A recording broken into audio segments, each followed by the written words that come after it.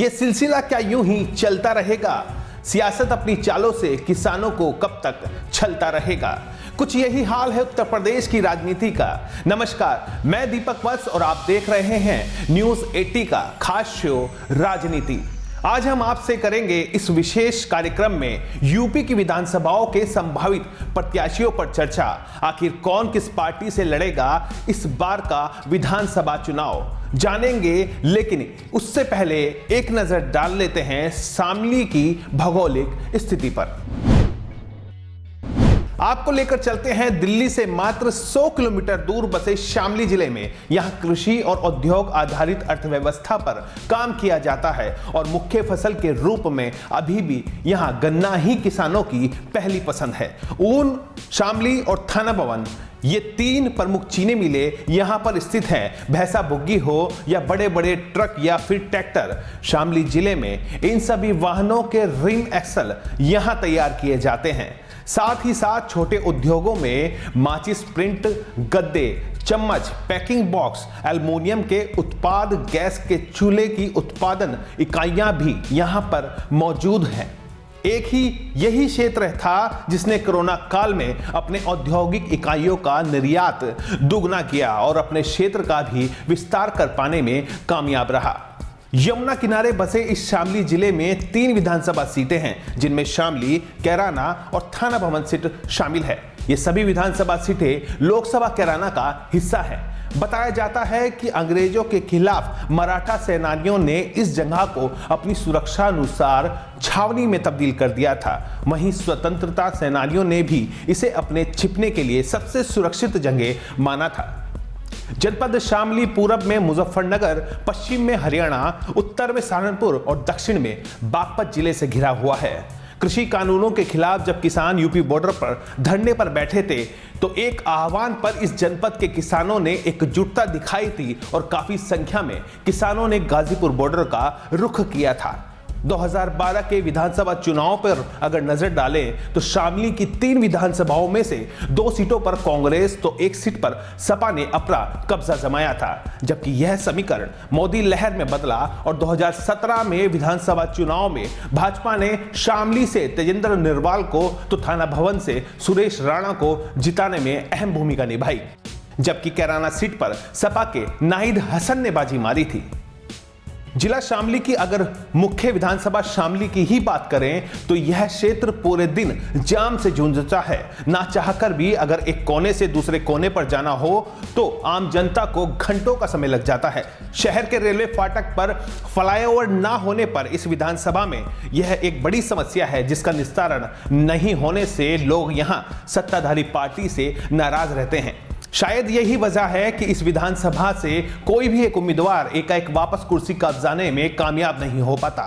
सत्ताधारी पार्टी से इस बार कई नेता इस विधानसभा से अपनी अपनी टिकट की दावेदारी पेश कर रहे हैं। चलिए एक बार उन सभी नामों पर भी प्रकाश डालते हैं जो इस बार भाजपा से संभावित प्रत्याशी के रूप में सामने आ रहे हैं। भाजपा के संभावित प्रत्याशियों की अगर बात करें तो सबसे पहला नाम मौजूदा विधायक तेजेंद्र निर्वाल का ही सामने आता है। वहीं इस बार अजय पवार भी भावी प्रत्याशी की लाइन में लगे हैं और तीसरा नाम हरबीर मलिक का सामने आ रहा है। अब बात सपा रालोद गठबंधन से संभावित प्रत्याशियों की करें तो सूची में सबसे पहला नाम प्रसन्न चौधरी का है। वहीं दूसरे नंबर पर विजेंद्र मलिक और तीसरे नंबर पर अखिल बंसल अपनी दावेदारी पेश कर रहे हैं। वैसे तो गठबंधन से कई दावेदार हैं, लेकिन सबसे आगे इन्हीं 3 नामों की चर्चाएं हैं। शामली विधानसभा से कांग्रेस संभावित प्रत्याशियों की सूची पर अगर एक नजर डाल लें तो प्रदीप राठी, अयूब जंग, मुनेश देवी और शुभांगी राय अपनी ताल ठोक रही हैं। अब बात थाना भवन सीट की, जहां मौजूदा प्रदेश के गन्ना मंत्री सुरेश राणा यहां से विधायक हैं। इस सीट के संभावित प्रत्याशियों की सूची पर नजर डालें, इसमें सबसे पहले चुनाव के बारे में जानना भी जरूरी है। सहारनपुर जिले से सटे थाना भवन सीट पर विधानसभा चुनाव 2017 में करीब 68% मतदाताओं ने अपने मताधिकार का प्रयोग किया। 2017 के इस चुनाव में इस सीट पर बीजेपी के कद्दावर नेता सुरेश कुमार राणा ने कब्जा जमाया था। उन्होंने बीएसपी के अब्दुल वालिस खान को 16,817 मतों से हराया था। 2012 के विधानसभा चुनाव में भी थाना भवन सीट पर बीजेपी के उम्मीदवार सुरेश कुमार राणा ने ही जीत हासिल की थी। राणा ने रालोद के अशरफ अली खान को हराया था। अब बारी है संभावित प्रत्याशियों की सूची की। थानाबानो विधानसभा से संभावित प्रत्याशी, वहीं इस बार भी भाजपा मौजूदा विधायक सुरेश राणा को मौका देने जा रही है। सपा गठबंधन से संभावित प्रत्याशियों में प्रोफेसर सुधीर पवार, राव वारिस अली खां और अशरफ अली का नाम सामने आ रहा है। कांग्रेस के संभावित प्रत्याशियों में सत्तम संयम सैनी और मधु सैनी, पत्नी दीपक सैनी और प्रवीण तरार का नाम सामने आया है। वहीं जनपद शामली की कैराना विधानसभा की बात करें तो यह इलाका हरियाणा बॉर्डर पर बसा है। जनपद मुजफ्फरनगर से अलग हुए इस क्षेत्र में कैराना ही एकमात्र ऐसा इलाका था जिसके तार पाकिस्तान से जुड़े और गठरी उद्योग के माध्यम से नकली नोट देश में लाने ले जाने का काम उस समय किया जाता रहा। लेकिन समय के साथ यहां बड़ा बदलाव हुआ और सियासी समीकरणों में यहां के लोगों ने रुचि दिखाई। इस क्षेत्र में 2013 के दंगों के बाद पलायन के मुद्दे को खूब हवा दी गई और इस इलाके में मौजूदा सरकार ने पीएससी कैंप कार्यक्रम का शुभारंभ किया और पीएससी कैंप का उद्घाटन भी किया। वहीं राजनीति के लिहाज से इस इलाके में दो परिवारों का ही वर्चस्व रहा है। हुकम सिंह और मुन्नवर हसन के परिवार के इर्द गिर्द ही यहां की सियासत हमेशा नजर आई है। अब बात यहां से संभावित प्रत्याशियों की करें तो भाजपा से संभावित प्रत्याशियों में मृगांका सिंह, अनिल चौहान का नाम सामने आ रहा है, जबकि सपा आरएलडी गठबंधन में नाहिद हसन के नाम पर मोहर लगना तय है। कांग्रेस पार्टी के संभावित प्रत्याशी सीमा जाटव, धर्मवीर कश्यप, अखलाक प्रधान और अश्वनी शर्मा अपनी दावेदारी ठोक रहे हैं।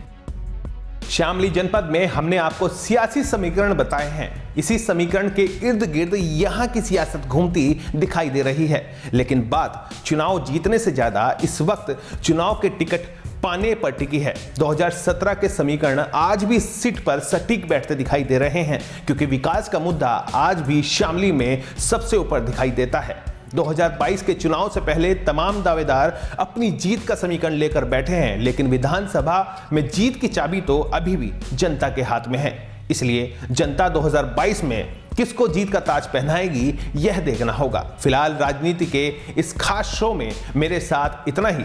फिर हाजिर होंगे राजनीति से जुड़ी खास जानकारी के साथ। तब तक के लिए मुझे दीजिए इजाजत। नमस्कार।